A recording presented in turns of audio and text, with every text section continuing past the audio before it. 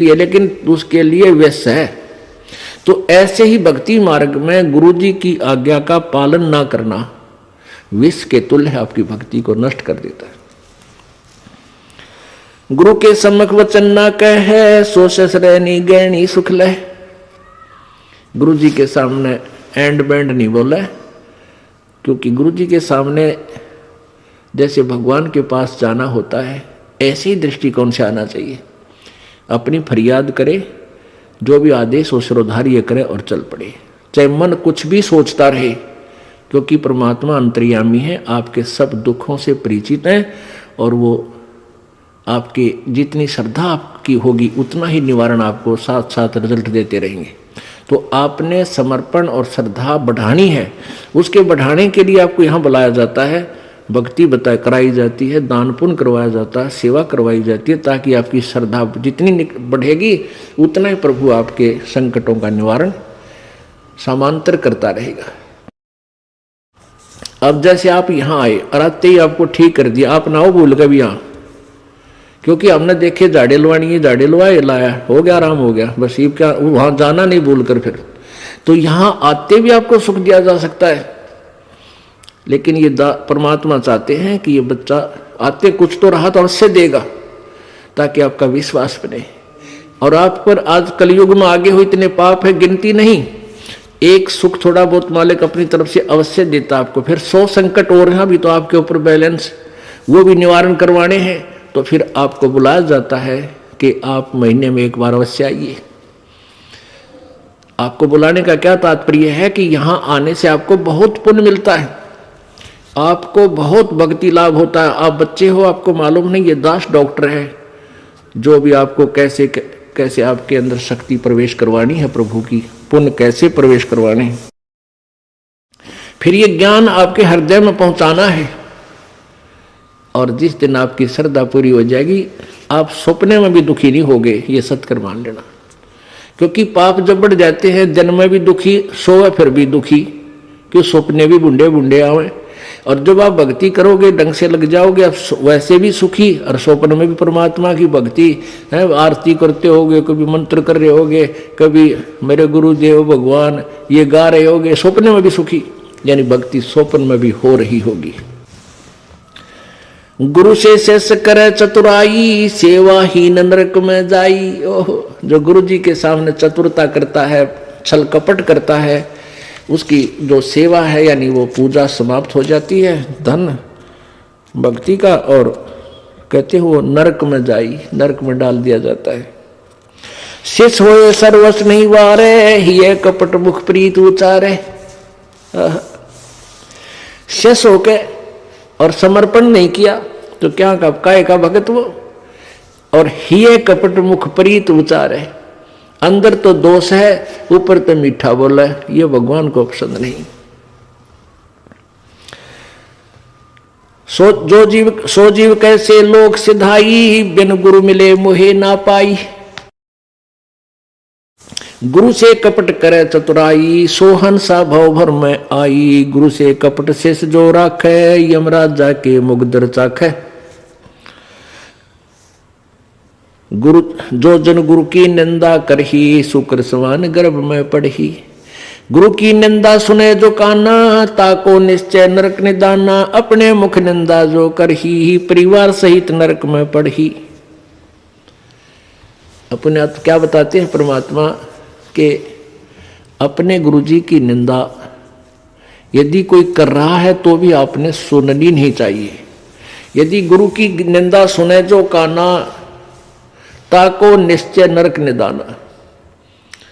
जिसने गुरुजी की निंदा कान से भी सुन ली किसी नालायक ने, कहते हैं तो भी तू नरक में जाएगा, तेरा नाम खंड हो जाएगा।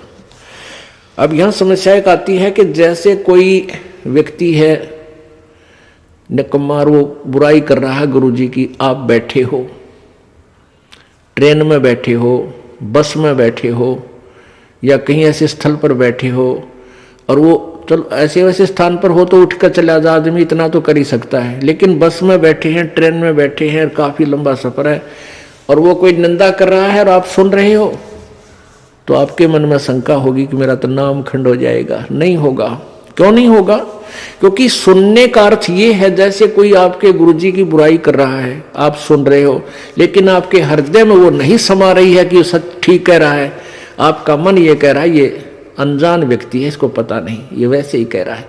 आपके हृदय में उसके हाँ में हाँ नहीं बनी, तो आपने सुनकर भी नहीं सुनी। ये इनमें बहुत अंतर होता है एक एक बात में।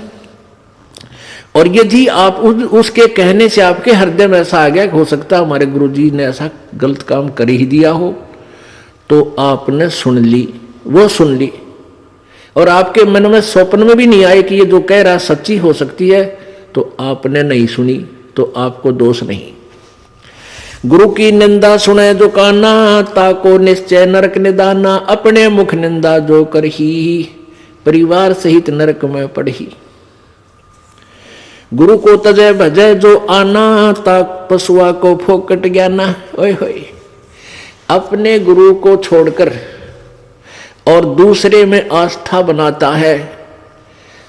अब जैसे आप किसी भी कोई भी आपको इस भक्ति मार्ग का ये ज्ञान दास से सुनकर आपको कोई सुना रहा है भक्त, और आपकी श्रद्धा उस भक्त में हो जाती है, वो हो तो बहुत अच्छा है, बहुत प्यारा है, उससे के चरण छूने लग जाए और उसी के ऊपर आसक्त हो गए, तो आपका गुरुजी से नाम खंड हो गया।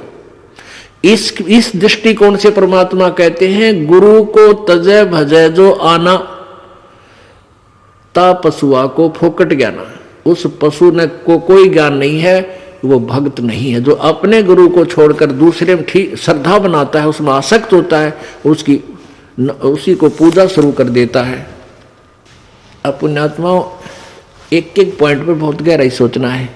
अब कोई भक्त ज्ञान सुना रहा है, बहुत अच्छी बात है, उसके द्वारा सुने ज्ञान पर अमल करे और उससे कहे भाई मुझे भी गुरुदेव के पास ले चलो, मेरा कल्याण करा दो। और आपने नाम ले रखा है और फिर कोई चर्चा चलती है, ऐसी कोई बात नहीं, फिर भी सुनो।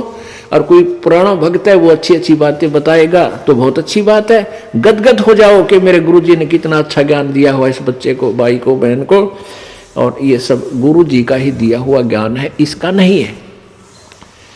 तो उसमें आपको एज ए भाई यानी गुरु भाई गुरु बहन, तो आपकी श्रद्धा हो सकती है, लेकिन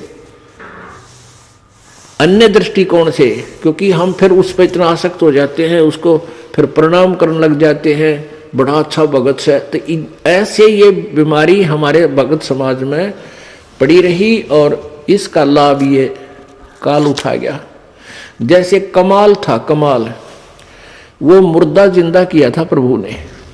एक दरिया में बहता हुआ एक मुर्दा शव जा रहा था 12-13 वर्ष के बालक का, और एक शेख तकी था सिकंदर लोधी, दिल्ली के बादशाह का धार्मिक पीर। वो कबीर जी से ईर्षा करता था, और कबीर परमेश्वर जी की कृपा से सिकंदर लोधी दिल्ली के सम्राट का असाध्य रोग दूर हो गया था, जो शेख तकी से भी नहीं हुआ था, किसी से भी नहीं हुआ था। जिस कारण से सिकंदर लोधी की आस्था कबीर जी में घनी हो गई थी। और वो जो पहले वाला जो वो परमानेंट उसका गुरु था धार्मिक मजहब की तरफ से, वो शेख तकी था। तो उस शेख तकी ने जब देखा कि कबीर जी में, मेरे सम्राट की, मेरे शिष्य की कबीर जी में ज्यादा श्रद्धा होगी है, तो ईर्षा करने लग गया कबीर जी से। उसको नीचा दिखाने की चेष्टा में उसने कहा कि राजा या तो तू बाज आ जा, और नहीं तो मैं, तो एक काफिर को गुरु बना लिया तूने, एक हिंदू को गुरु बना लिया, मैं तेरी पूरे मुसलमान समाज में तेरे बारे में बताऊंगा और सबको तेरे विरोधी कर दूंगा। अब राजा चिंतित हो गया कहीं तेरे राज को खतरा ना हो जाए। तो परमात्मा के सामने उसने अपनी प्रार्थना रखी। कबीर जी ने कहा भी ठीक है। तो शेख तकी ने क्या शर्त रख दी कि मैं जब इसको मानूंगा ये भगवान है, अल्लाह का नबी है, कोई मुर्दे को जीवित कर दे। तो परमात्मा ने जो अपने भगत की टेंशन दूर कर